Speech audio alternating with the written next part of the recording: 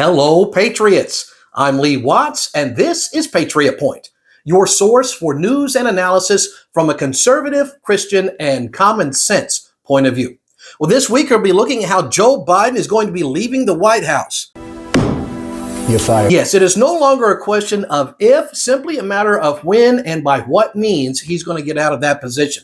Myself and other conservatives have been saying for years, this guy is just a puppet, he is incompetent, and somebody else is actually running the country. I wonder whoever that could be. Now, this is amazing because just yesterday, the White House press secretary stood up in front of all the press and said, the President, Joe Biden, he's fine, he's competent, he's energetic, he's focused. And even the liberal press were asking, we can see him, right? They're not fooling anybody anymore. So yes, he's going to be leaving. It's no longer a question of if, but when. And this could happen four different ways. We're going to discuss those today. First of all, the why is because the Democrats know there is no possible way that Joe Biden can win the upcoming election in November. Not only could he not win, there is no possible way to effectively cheat where the people will actually buy this. I think they cheated last time. I think Trump won overwhelmingly in the last election. He will win overwhelmingly this time, but there's no possible way they're going to be able to sell this like they did last time. The people will not buy it. They can see that as a major problem. So here are the four different ways and some of the complications with these where Biden is going to be replaced in office as president.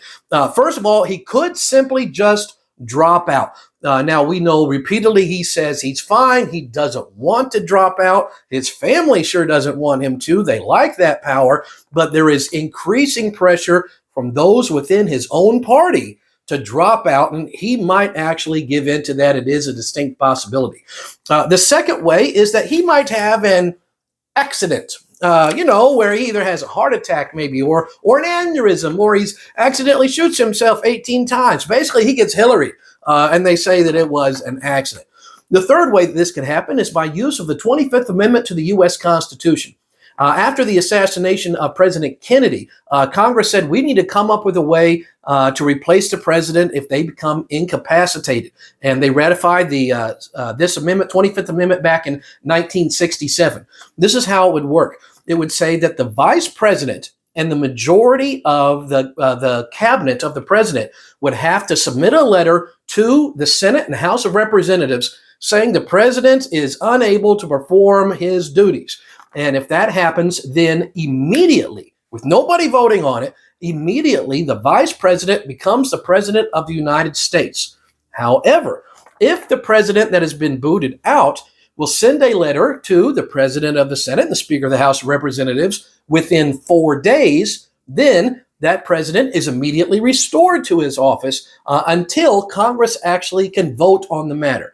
And it would take a 2/3 majority of both the Senate and the House to vote to say we are going to be getting rid of the president.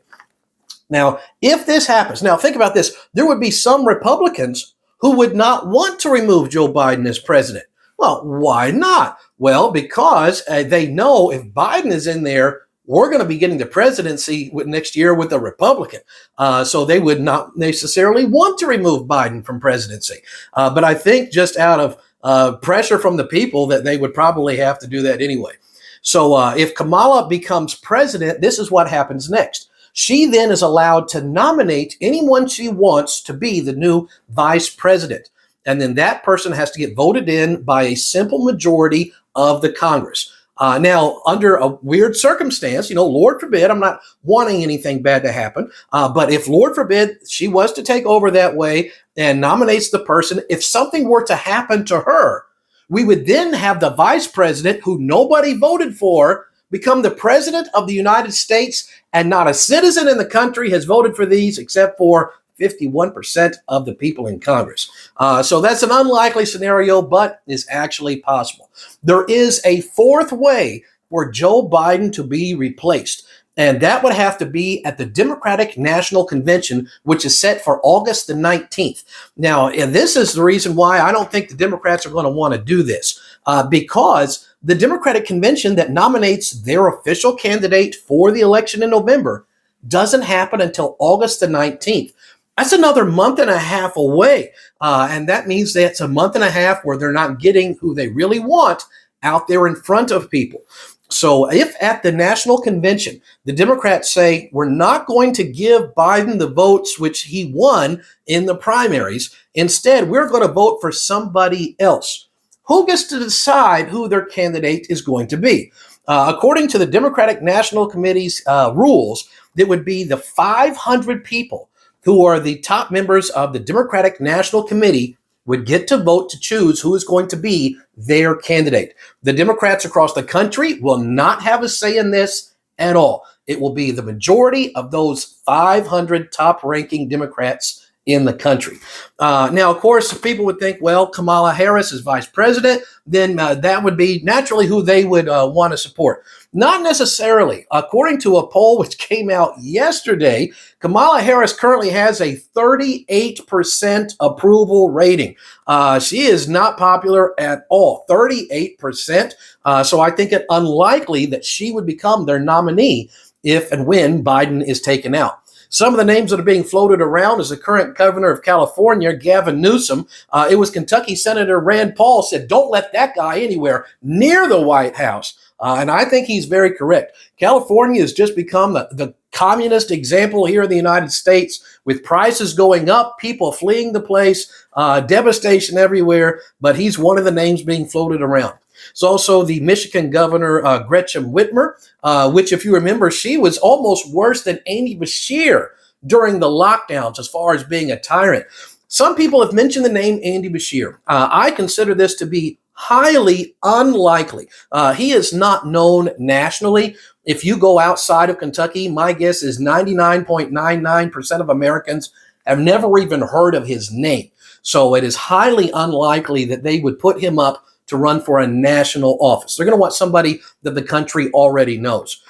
So who could it be? Well, at the national convention, there would be a strong movement if Bernie Sanders stood up and said, I want to be the nominee. To be honest, I think they kind of cheated him out of that a few years ago, and he would have a very strong base of support if he tried to become the nominee at the Democratic National Convention.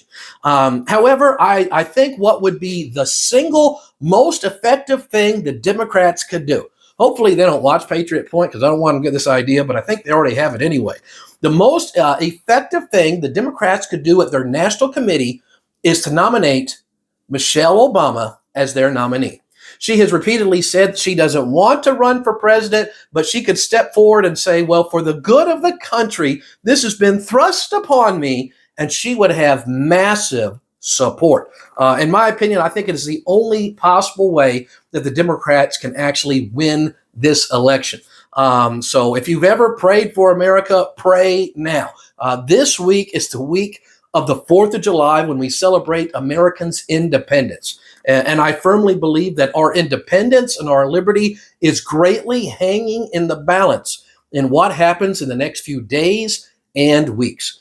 I'm going to leave you today with a quote from one of our founding fathers, Samuel Adams, who said this: "If ever a time should come when vain and aspiring men shall possess the highest seats in government, our country will stand in need of its experienced patriots to prevent its ruin." Samuel Adams was quite correct in that statement, and that time is now. If there is a developing thing which happens in the next few days, we'll do a special episode. But if there's not, then until next week, I'm Lee Watts for Patriot Point, reminding you that liberty is not a spectator sport.